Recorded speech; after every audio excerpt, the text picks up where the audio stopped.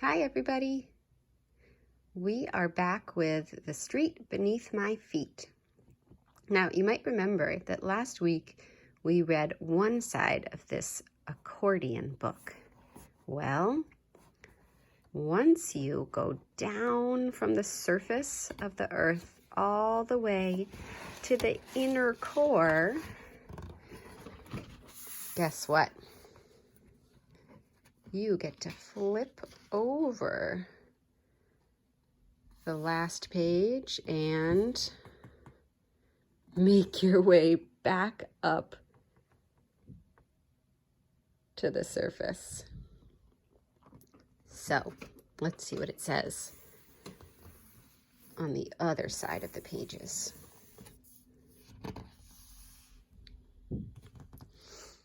Here we are at the inner core. The inner core is the hottest place on the planet, reaching temperatures of almost 11,000 degrees Fahrenheit. It's solid and mostly made of iron crystals. Iron crystals in the outer core create Earth's magnetic field. Without this, we wouldn't be able to find our way using a compass. Now, outside of the inner core is the outer core. Together, the inner and outer core are around 4,900 miles thick. You've got a long way to travel before you get back up to the surface. Let's zoom up through the mantle to the crust. The mantle. Back up at the top of the mantle, there is magma on the move. When there are cracks in the crust above, magma can move upward. It will burst out as lava erupting from a volcano. The rock here at the bottom of the Earth's crust is very hot because it's so close to the mantle. As you travel through the crust, look out for beautiful minerals, like this one, amethyst. Diamonds are a type of mineral that form deep in the mantle. They form when carbon is heated to a very high temperature by magma and squeezed very hard by the heavy rock above. Move up a bit higher and you'll hit a new rock layer. This is metamorphic rock.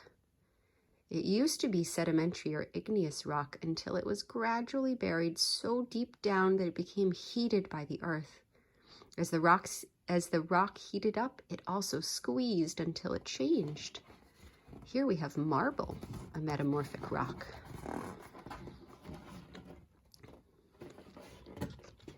In some places, water travels deep under the ground and settles.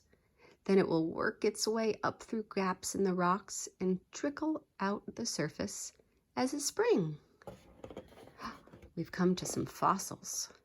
Fossils show us living things that existed millions of years ago. When these creatures died, their bones sank into the soft mud.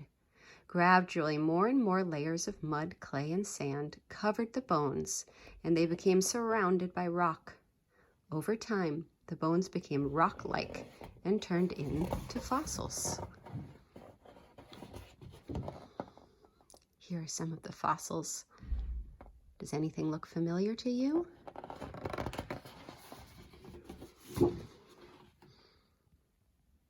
You can tell we're close to the surface now because there are tree roots poking down through the soil. Roots are a very important part of the tree.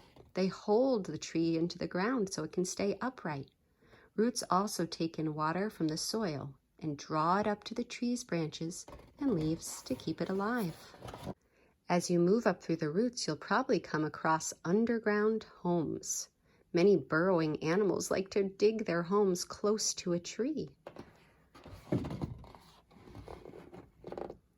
Badger set, fox den,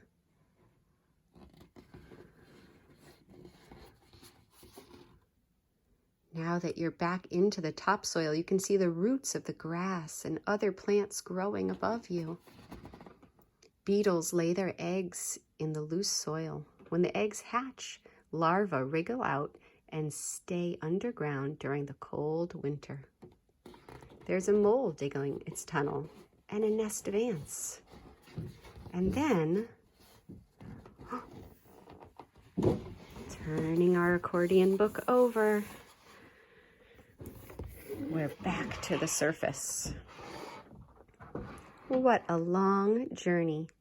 It's good to see the sunlight again and feel the cool shade of the trees.